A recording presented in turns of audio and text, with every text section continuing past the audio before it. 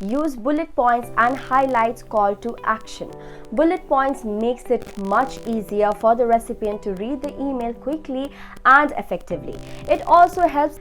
Hello everyone and welcome back to our channel Placement Interview. This is your host Zonia Gatraj.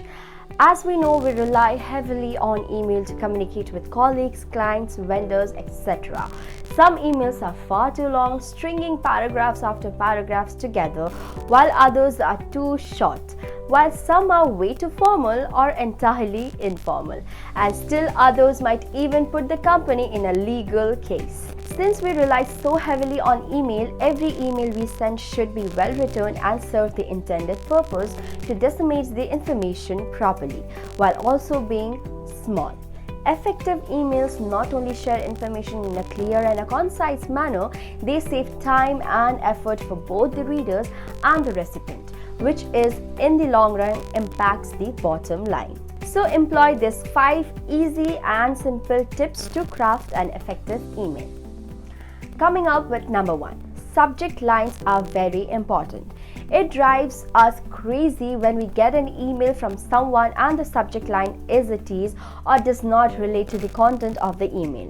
Again, this will add time to one of our days when we are trying to search through the emails for a specific content but the subject line does not match the content. Number 2. Use bullet points and highlights call to action.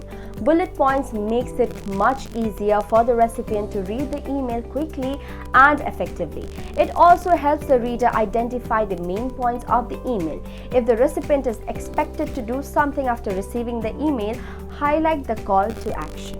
Number 3. This might sound very simple, but keep it short. The emails should be short.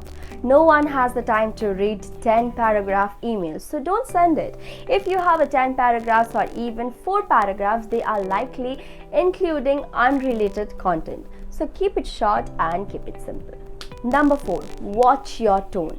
The tone of an email is difficult to assess, but more often than not, the reader will assign a tone, even when one was not intended. So be careful not to craft the email with tone by watching the use of exclamation mark, using inflammatory words and everything else that is not related. So please be careful while crafting an email. Number 5 and the most important one, always proofread your emails.